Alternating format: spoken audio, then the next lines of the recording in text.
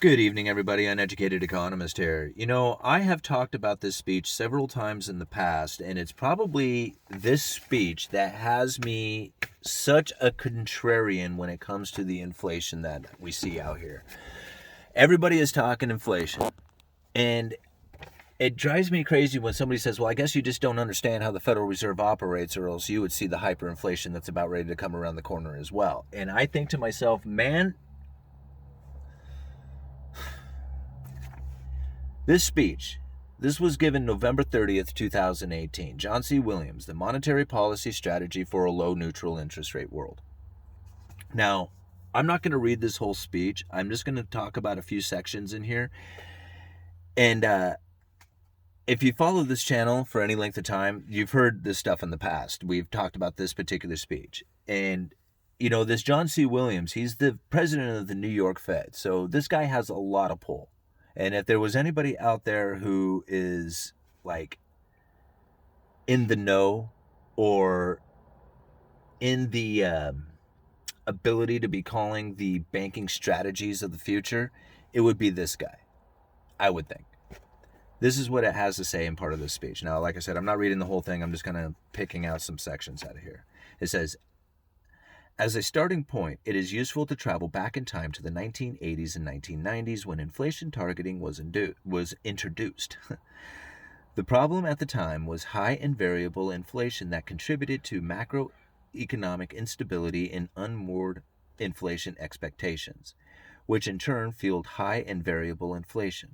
To break this vicious cycle, numerous central banks instituted inflation targeting and variants thereof, with the focus on bringing inflation down to a low level and fostering an establishment of stable and well-anchored inflation expectations. So during the early 80s, they had some serious inflation taking place, and they were able to knock it out by raising the interest rates up and bringing down the inflation expectation.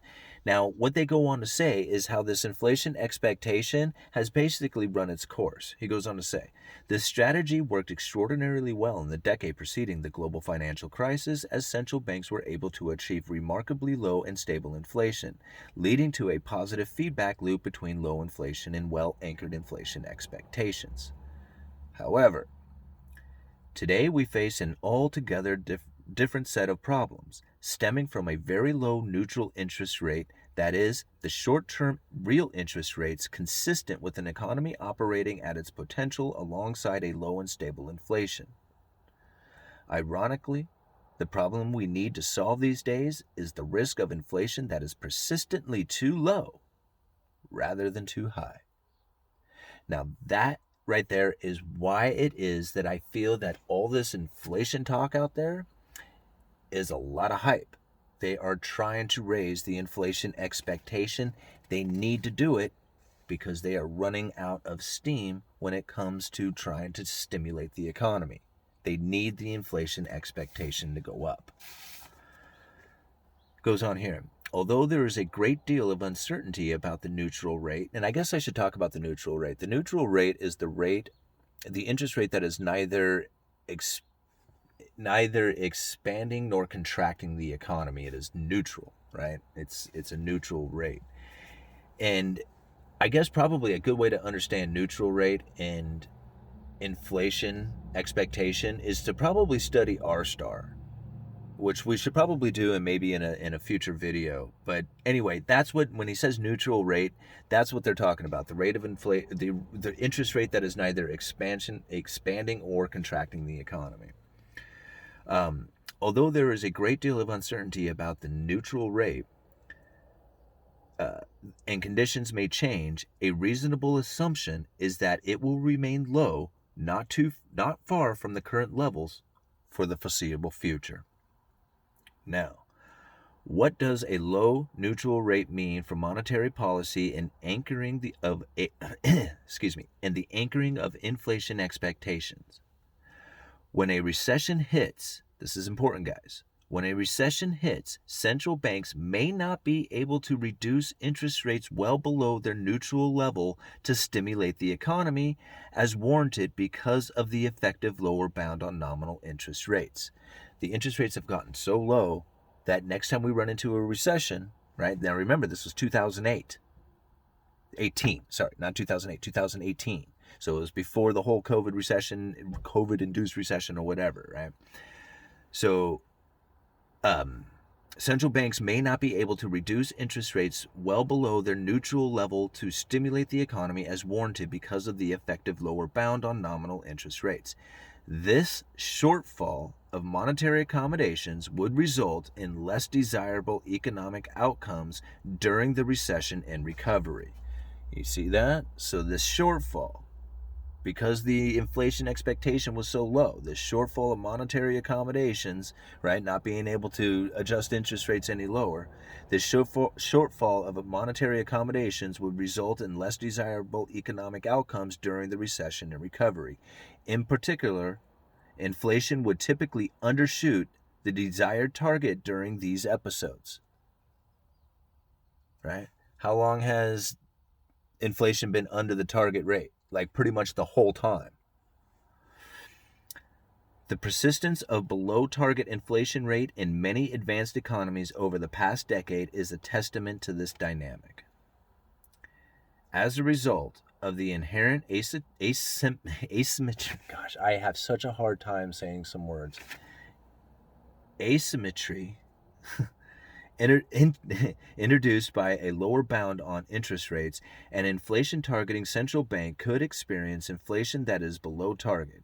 Once we consider the average inflation rate over periods when policy is constrained and those when it is not. With the inflation on average below the target level, inflation expectations will likely slip below the target rate as well. See, hear the fear? I mean, do you see, like, they're like, an inflation targeting central bank could experience inflation that is below target. Once we consider the average inflation rate over periods when policy is constrained and those when it is not. With inflation on average below target level, inflation expectations will likely slip below the target level as well. Now, this is the part that I want you to try and consider. Out of this whole video, I don't know if you just remember this part. Maybe I'll just go and find the minute mark and I'll put it in the description for you guys. But try to consider this part. The downward shift in inflation expectation has a second round effect on real interest rates, the economy, and inflation. When policy is constrained by the effective lower bound, the downward shift in inflation expectation raises the real interest rates, further diminishing the degree of monetary stimulus, making the downturn worse and reducing inflation even more. Even in times when policy is not constrained, the expectation of below target inflation in the future affects current decisions, putting additional downward pressure on inflation. In other words, monetary policy is always swimming upstream, fighting a current of too low inflation expectation that interferes with achieving the target inflation rate. This is what I think about. This is where I think where the inflation expectation is interfering with their monetary policy. They needed to change the inflation expectation. They have totally done it. So when people say, you think that the Federal Reserve is in control, it's like, I don't think they're in control. I know they are. I know they're in control of the monetary policy. They're not in control of the economy. That is a complete illusion. Now, average inflation targeting, whereby the central bank purposefully aims to achieve a above target inflation rate in good times, when the lower bound is not constrained. Properly designed and implemented, such an overshoot can offset the inflation undershoot during bad times. So the long-run average inflation rate and inflation expectations are in line with the target. Does that not sound exactly like what has been taking place over the last 6 months? They told us they are going to let inflation run hot, and they needed it to in order to keep it from interfering with the monetary policy. average inflation targeting. They said it back in 2018, whereby the central bank purposefully aims to achieve an above target inflation rate in good times when the lower bound is not constrained. Properly designed and implemented, such an overshoot can offset the inflation undershoot during bad times, so the long run average inflation rate and inflation expectations are in line with the target. They knew they were going to do this way back in 2018. This isn't something new. This isn't something like, well, man, we've been thinking about this here lately, and we decided that we're going to start letting inflation run hot. No, they knew they were going to do it a long time ago. He had to have been thinking about this long before he wrote the speech, right? I mean, it wasn't like he thought of it the day ahead of time. He had been thinking about it for years. All right. Now, this is the last part, and then I'm going to let you guys go, because this is the part that I found most important about this, because he says it importantly. This is how he starts the sentence. I guess I should add a little bit to this. You got to read the whole speech, because there's also two other ideas that he has in not just target inflation. Oh, I'm sorry, average. What did they call? I'm sorry, I've already lost track of this. Average inflation targeting. He had a couple of other ideas as well, but I don't want to get into them in the speech because the video is already too long. All right. Importantly, neither will likely, talking about these other concepts, neither will likely be effective in practice unless communicated clearly and carried out consistently over time. Think about that. Importantly, neither will likely be effective